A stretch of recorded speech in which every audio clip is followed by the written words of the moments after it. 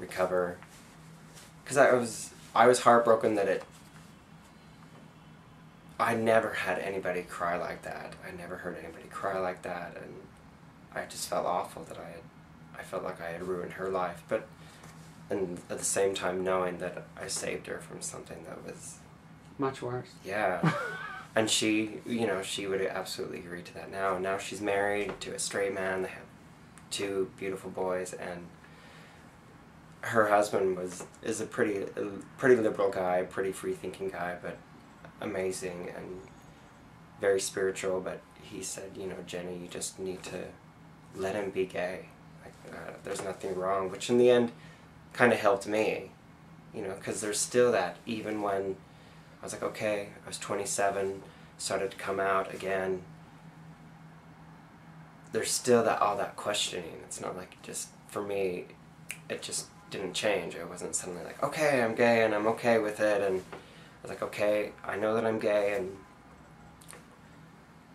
I want to be okay with it, but you know, it's only been in the past few years that I really feel like I've taken steps to really What are you doing? heal that.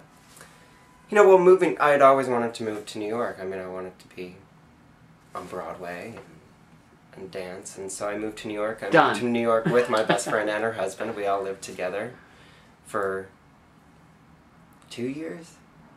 Yeah, 2 years we lived together here in the city and had an amazing time, and got my first Broadway show and my second Broadway show, and they ended up getting pregnant, moving back to Utah. But just so much, like, New York's just such a different environment, you know, like, and that's something that I love about New York, is that, you know, even if you get stared at, even if there are people look at you weird, it's just a place where anybody can fit in. I was walking down the street the other day and saw the bearded lady, that famous kind of androgynous drag queen that's got a long Naomi Campbell weave and wearing like tight leather print and huge heels and a full beard. You know, and she's kind of famous in the downtown, like the underground gay scene, I guess, or the nightclub scene. And people stared and laughed and pointed, but I was like, this is a city that you can do that in, and it started allowing me to explore being more comfortable with it and dating, and if I was on a date, I could hold hands with somebody on the street, and even when my first Broadway show, the dressing room was a huge learning experience. Why? I know why. I've been. There were just 6 gay boys in this dressing room, and I mean, all different types of gay boys, you know, like all different races, and Canadian and English. There was a British guy there, and just it kind of like peeled back my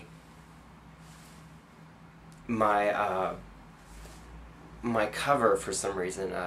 Even though I knew that I was gay and I was starting to be more comfortable with it, I still felt like I was because for so many years growing up,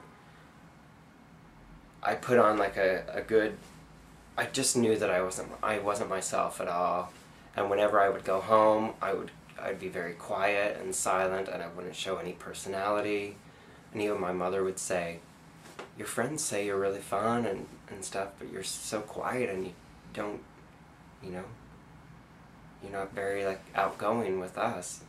Because I was too afraid to show that side of them. But that dressing room started doing that, you know. I mean, suddenly, like, just 6 gay boys in a Broadway dressing room, and Grace Jones and show tunes, and I was just crazy. And I had so much fun, and I learned a lot about myself, you know, just that it was okay to have fun and to enjoy that, and it's okay to put on a pair of heels and prance around and have fun, you know. And I mean, that's not my life. I don't do that very often, but you know, like, we had a great time just being silly and having fun, and it growing up Mormon, I was fairly ashamed of like being naked or showing off my body, and I felt like that dressing room experience, like I just became so comfortable, much more comfortable with who I am and who, in my own skin, and I was also seeing a therapist.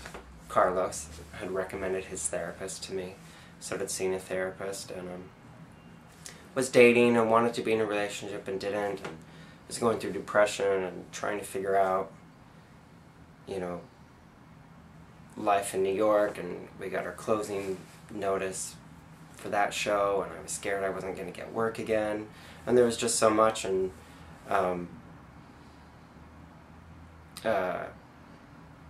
through that therapist, and I was really having some huge anxiety attacks, and I'm sure, a lot of it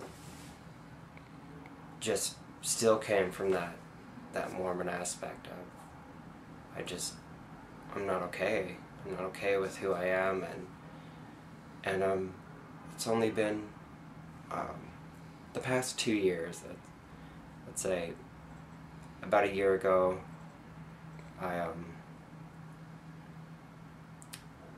I started dating a guy, and that's turned out to be a great experience, and his mother lives in Utah, so she's very familiar. She counsels kind of gay youth who have been kicked out of their homes, and she kind of counsels and guides them, and so she has a very, familiar, or she's just very familiar with the way it's viewed and stuff, so that's been really interesting, and it's been interesting to have her be able to kind of say to Ward, look,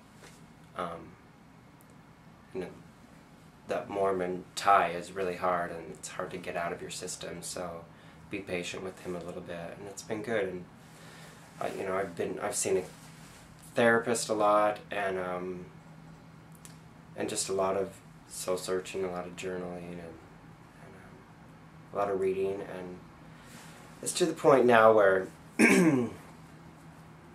my parents seem to get more and more into the church the older they get, but they also seem to be more and more of what ideally the church is about. I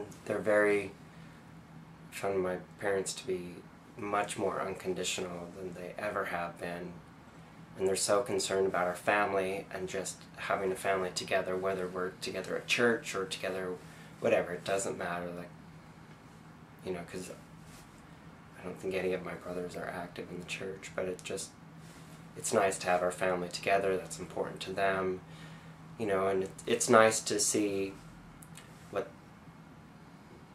that their idea of what having a gay son means, where they were terrified. They thought that I'd get AIDS and die and, be a drag queen or whatever, and their initial fears of all that is now I'm responsible, and I have a career, and I live in New York City, and the dreams that I had from the time I was a very little boy have come true. Like, I made them happen, from growing up on a farm in southern Idaho, like having these huge dreams of wanting to be on Broadway and wanting to be a professional dancer, not having any idea how to make that happen, and not having, even though my parents were fairly supportive of my dancing, and it wasn't until I graduated from high school that I was able to really take my first dance class, and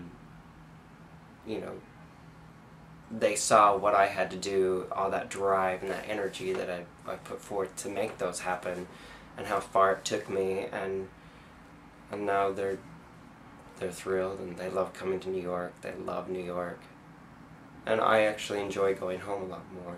I think 2 Christmases ago I went home, and I was home for the whole month of December, and I thought, now's the time. If I expect them to be more a part of my life and more accepting of who I am, I have to be okay with who I am and have to show them who I am.